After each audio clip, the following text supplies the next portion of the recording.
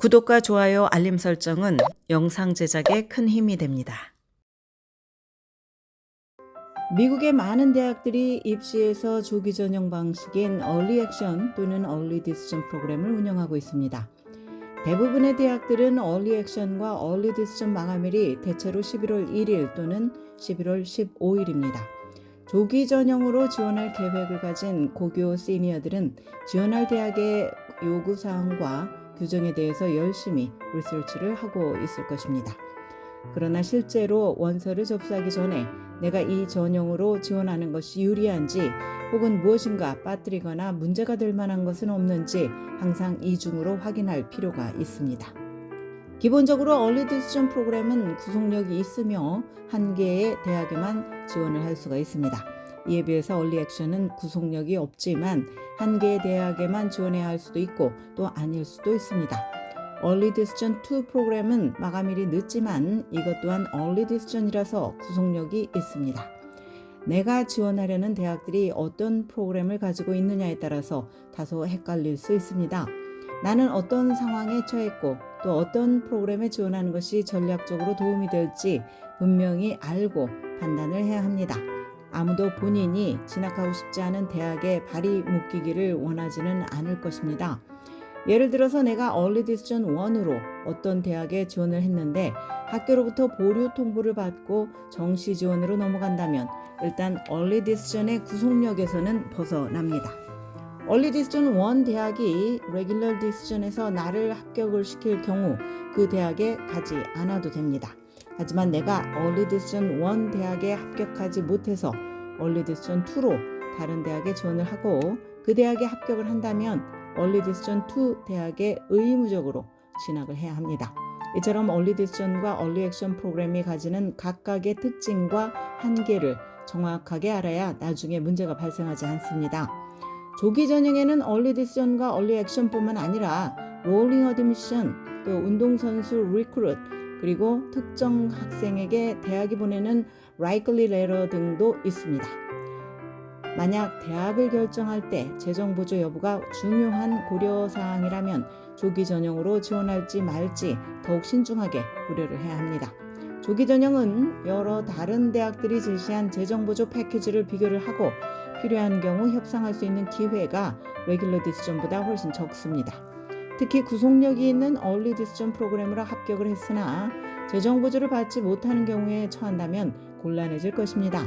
합격 통보를 받은 후에 해당 대학에 진학하는 것이 재정적으로 도저히 불가능하다고 판단이 된다면 대학에 연락을 해서 불이익이 없이 Early Decision의 구속력에서 벗어나게 해줄 수 있는지 문의할 수 있습니다.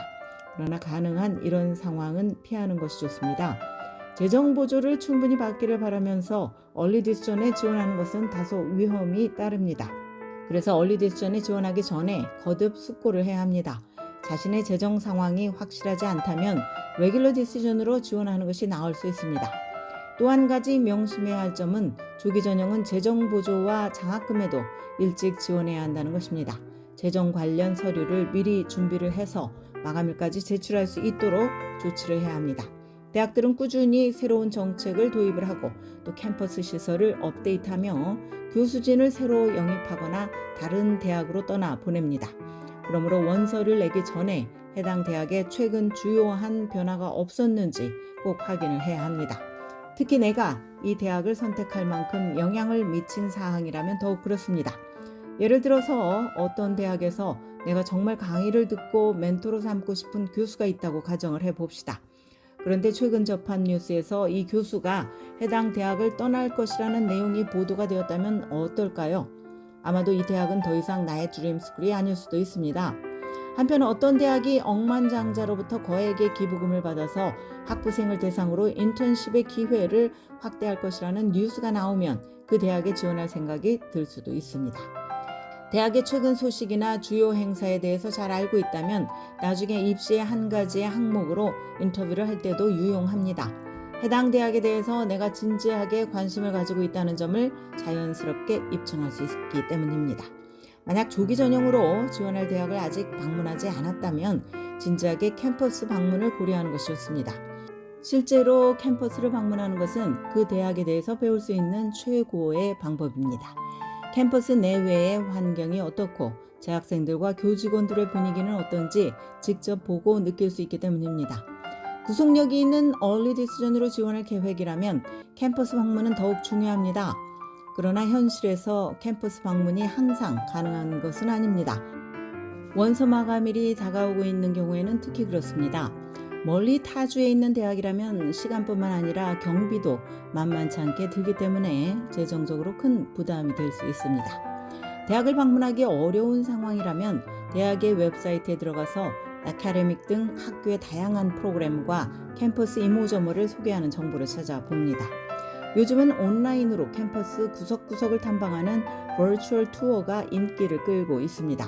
조기 전형으로 지원하기 전에 해당 대학의 재학생이나 최근 졸업생을 찾아서 그들이 대학에 대해 좋아하는 점, 또 싫어하는 점을 물어보는 것도 권장을 합니다. 특히 얼리 디시전은 합격을 하면 그 대학에 의무적으로 진학해야 한다는 점을 꼭 기억합시다.